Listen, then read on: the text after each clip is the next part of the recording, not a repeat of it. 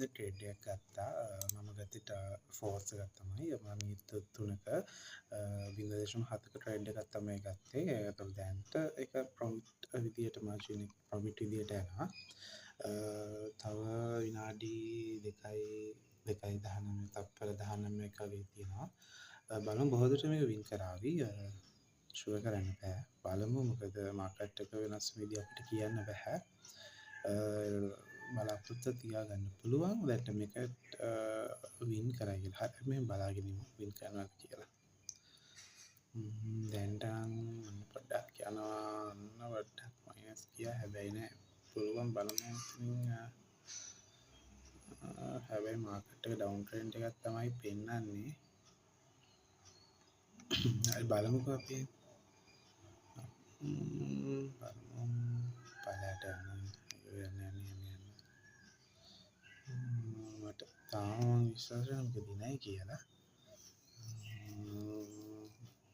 බලමුකෝ පොඩක් ෂෝ එක පොඩ්ඩක් කන්ෆියර් වුණා. කමන්නේ බලමු.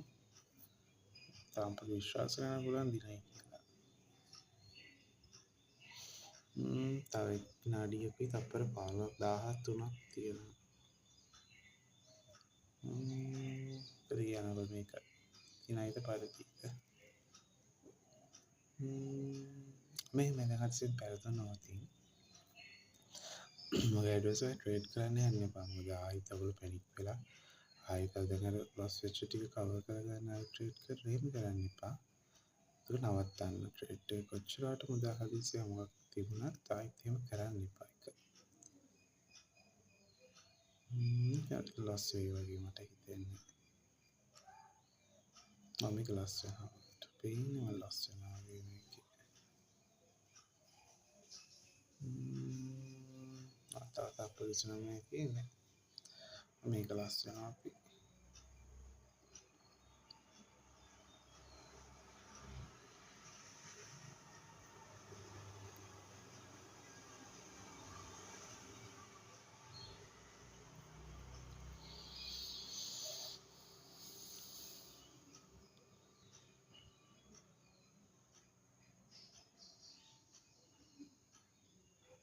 ලොස් වෙනවා. පික ලොස් වෙනවා.